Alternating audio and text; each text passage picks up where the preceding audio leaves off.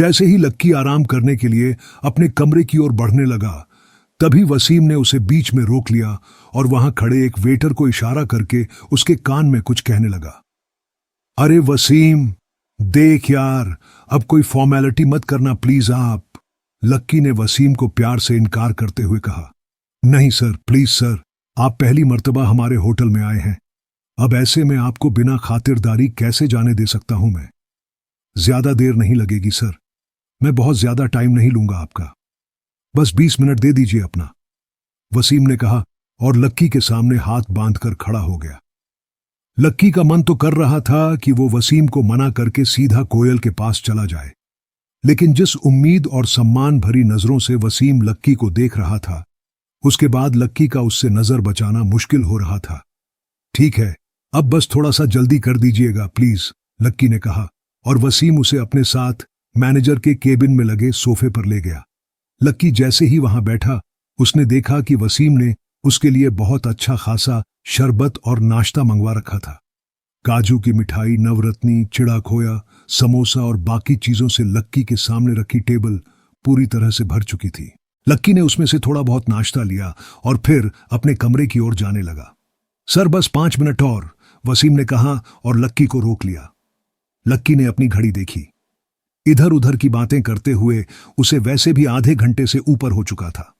वसीम, देखो मैं थोड़ा जल्दी में हूं, तुमने रोका तो मैं रुक गया, मुझे भूख नहीं थी, फिर भी थोड़ा नाश्ता किया, अब प्लीज मुझे जाने दो, लक्की ने मुस्कुराते हुए वसीम से कहा।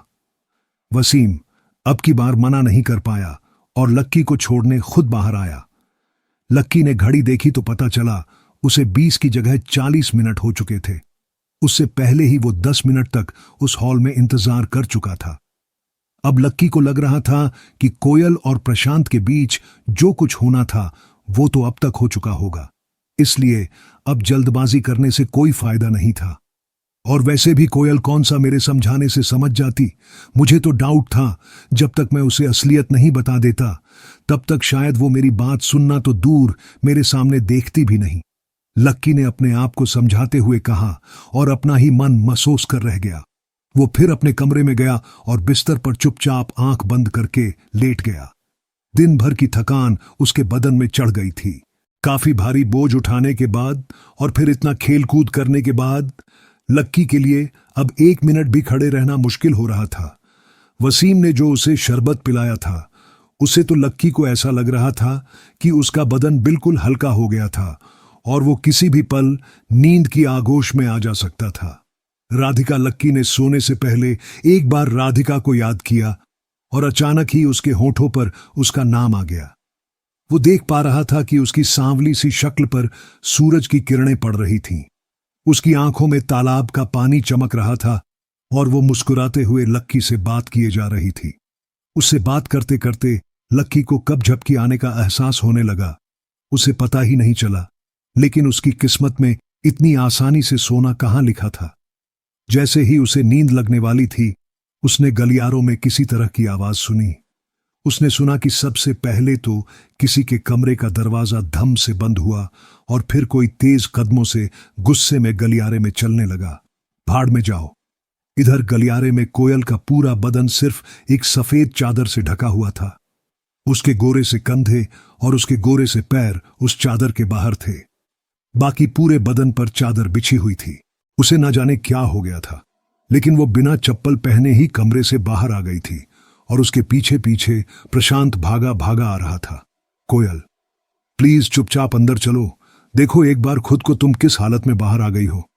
इससे पहले कि यहां तुम्हें कुछ बाकी लोग इस तरह देखें, अंदर चलो प्लीज, मेरे लिए मुसीबत मत खड़ी करो प्लीज, प्रशांत ने उसके आगे हाथ जोड़ते हुए कहा। लेकिन कोयल ना तो उसकी बात सुनना चाहती थी और ना ही उसे इस बात की चिंता थी कि कौन उसे देख रहा था और कौन नहीं। वो तो बस गुस्से में उबलती हुई चाय जैसी नजर आ रही थी। इधर प्रशांत भी बिना कपड़ों के ही बाहर भागा भागा आ गया था। उसने सिर्फ लाल रंग का एक कच्छा पहना हुआ था और उसके ऊपर उसका मोटा सा पेट थुल थुल हिल रहा था। प्रशांत, तुम एक नंबर के धोखेबाज हो, झूठे हो। तुम्हारे परिवार ने मेरी हेल्प नहीं की, ये बात तुमने मुझे पहले क्यों नहीं बताई? कोयल ने कहा। उसका मन तो कर रहा था कि वो अभी प्रशांत की गर्दन पकड़कर उसे खिड़की के नीचे फेंक दे, लेकिन उसने जैसे तैसे अपने आप को काबू में रखा था। अरे कैसी बात कर रही हो कोयल, तुम्हें कोई जरूर गलत फहमी हुई है। अच्छा, तुम ही बताओ कि अगर मैंने या मेरे पिताजी ने तुम्हारी मदद नहीं की तो फिर किसने की है? मेरे अलावा कौन है जो इस काम को कर सकता है? बताओ, क्या मैं झूठ बोल रहा हूं? प्रशांत ने कोयल का हाथ पकड़कर उसे अंदर ले जाने की कोशिश करते हुए कहा, लेकिन कोयल ने झटके से उसे अपना हाथ छुड़वा लिया।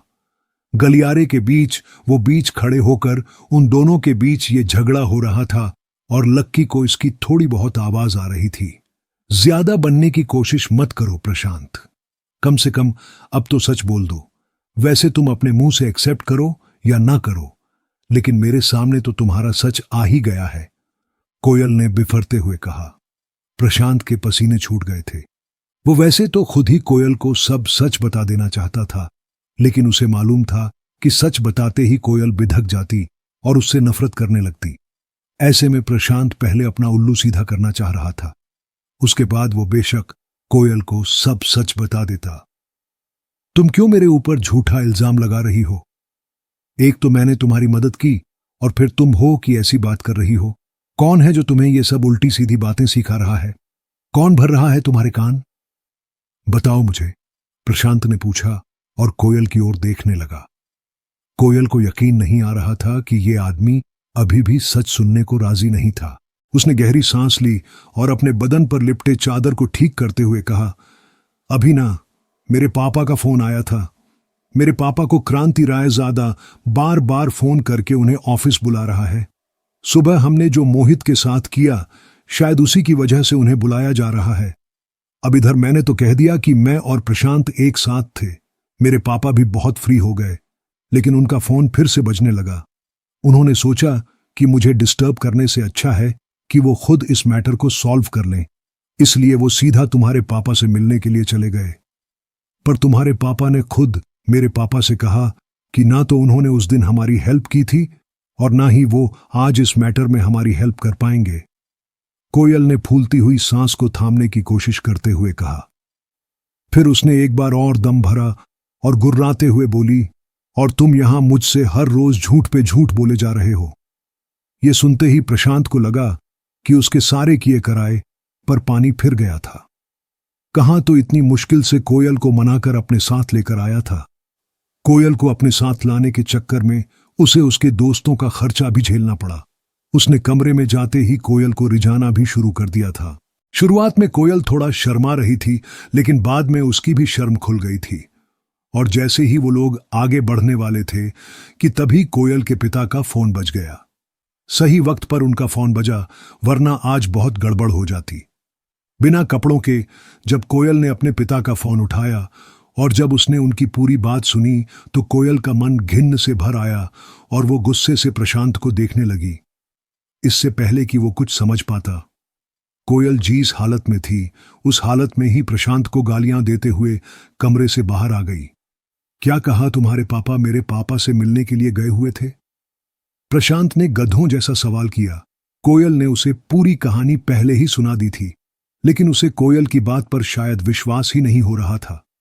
अपना पर्दा फाश हो जाने के बाद उसे अंदर ही अंदर काफी बेचैनी महसूस हो रही थी। कहां वो और कोयल एक ही बिस्तर पर थे और उन दोनों की होंठ एक दूसरे में घुलने ही वाले थे, और कहां अब कोयल उसे हाथ भी नहीं लगाने दे रही थी। देखो कोयल, मेरी बात सुनो भले ही। प्रशांत ये कहते हुए कोयल की दिशा में आगे बढ़ने लगा और उसका हाथ पकड़ने की कोशिश करने लगा। वो इस वक्त कोयल को शांत करवाने की कोशिश कर रहा था। उसका मतलब पूरा होता या नहीं होता ये बात बहुत अलग थी, लेकिन अभी इस बात पर तमाशा खड़ा हो जाए। प्रशांत उससे पहले कोयल को अंदर ले जाना चाहता था। उसने जैसे ही कोयल की ओर अपना हाथ आगे बढ़ाया, उधर कोयल ने उससे अपना हाथ छुड़ाते हुए कहा, मेरे पास ना आने की कोशिश मत करना। तुम एक नंबर के घटिया इंसान हो। पता नहीं मुझे क्या हो गया था जो मैंने तुम्हारी बात पर विश्वास करने की गलती कर दी। तुम जैसे को तो, कोयल ने कहा और गुस्से में अपने दांतों को भींच लिया। वो प्रशांत के चेहरे को अभी एक सेकंड के लिए भी नहीं देखना चाह रही थी। उसकी क्षण भर से उससे नफरत हो गई थी। उसका मन तो यही कर रहा था कि वो प्रशांत की उंगलियां ही काट दे। जैसे ही कोयल ने प्रशांत को पीछे धक्का दिया, प्रशांत का बैलेंस बिगड़ा और वो पीछे रखे एक चीनी मिट्टी के स्टैच्यू से टकरा गया। उसके टकराने की वजह से वो बड़ा सा स्टैच्यू फट से नीचे गिरा और टूट गया। पूरा गलियारा उसके टूटने की आवाज से गूंज गया था और साथ ही उसके टुकड़े भी पूरे गलियारे में पसर गए थे। लेकिन उस बात से कोयल को कोई फर्क नहीं पड़ रहा था। वो अभी भी प्रशांत से लड़े जा रही थी। ये स्टैच्यू तुमने तोड़ा है? तभी एक अधेड़ उम्र के आदमी ने उन दोनों के पास आते हुए कहा। उसकी गुस्से भरी नजरें कभी उस पुतले को तो कभी उन दोनों को देख रही थी। वो आदमी कोई और नहीं बल्कि वसीम ही था। गलियारों से आती इतनी तेज आवाज सुनकर वो खुद भागा भागा गलियारे में पहुंच गया था और उसके पीछे उसका स्टाफ भी आ गया था। जैसे ही कोयल ने इतने सारे लोगों को देखा, वो घबरा गई और बोली, हां, हमसे ही गलती से हो गया है। अच्छा, कोई बात नहीं। ये बात अच्छी है कि आपने खुद ही अपनी गलती मान ली, लेकिन अब इस नुकसान की भरपाई के लिए आप हमारे होटल को कॉम्पेंसेट कर दीजिएगा, वसीम ने कहा और फिर उस स्टैच्यू को देखा। उसके टूट जाने की वजह से उसे काफी दुख हो रहा था, लेकिन जैसे ही कोयल ने वसीम की ये बात सुनी, उसका गुस्सा और ज्यादा बढ़ गया। क्या कहा इस टुच्चे से स्टैच्यू के लिए? मैं आपको कॉम्पेंसेट करूं, इसमें था क्या? स्टैच्यू ही तो है। अगर तुम लोग इतने ही गरीब हो तो इतना बड़ा होटल क्यों खोल रखा है? जाओ, चाय की दुकान चलाओ। कोयल के मुंह में जो भी आ रहा था वो बके जा रही थी। उसके गुस्से ने फिर से उसे अपने कब्जे में ले लिया था, लेकिन क्योंकि वसीम देख पा रहा था कि वो एक बड़े बाप की बिगड़ी हुई औलाद से ज्यादा और कुछ नहीं थी, इसलिए उसने सोचा कि उससे बहस करने का कोई फायदा नहीं है। वो वसीम और उसके स्टाफ के बारे में जो भी बुरा भला कह रही थी, वसीम ने वो सब सुना और फिर बोला, आप जो कह रही हैं वो सब ठीक है।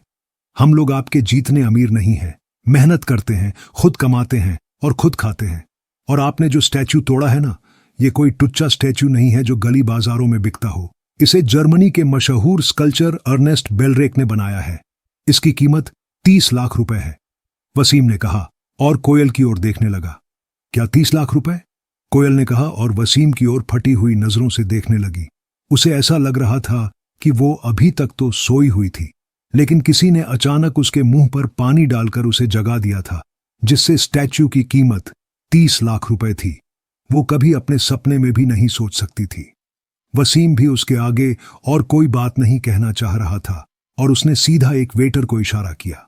वेटर भी उसकी बात समझ गया और तुरंत उसके ऑफिस में जाकर उस स्टैच्यू का सर्टिफिकेट और उसका बिल लेकर आ गया। वसीम ने उसके हाथ से वो बिल लिया और कोयल के हाथों में थमा दिया। उन दोनों चीजों को देखते ही कोयल के तो होश ही उड़ गए थे। 30 लाख रुपए तो उसने कभी अपने घर में एक साथ देखे भी नहीं थे। सर, मुझसे गलती हो गई, मैंने ध्यान नहीं दिया sir. I am sorry sir, Koyal ने वसीम के आगे हाथ जोड़ते हुए कहा और गिड़गिड़ाने लगी।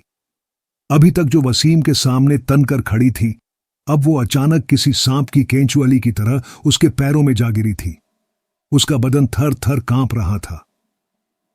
आपको क्या लग रहा है, आप मेरे सामने हाथ जोड़कर गिड़गिड़ाएंगी तो मैं आपको छोड़ दूंगा? और वैसे भी आप खुद ही तो कह रही थी कि आपके लिए बहुत टुच्चा सा स्टैच्यू था और हम लोग गरीब हैं, तो फिर जल्दी से आप अपने घर फोन लगाइए और हमारे स्टैच्यू के 30 लाख रुपए दिलवा दीजिए, वसीम ने कहा और उसकी ओर देखकर मुस्कुराने लगा। घर का नाम सुनते ही कोयल के पैरों के नीचे से जमीन खिसक गई थी। भरी गर्मी में वो ठंड के मारे कांप रही थी।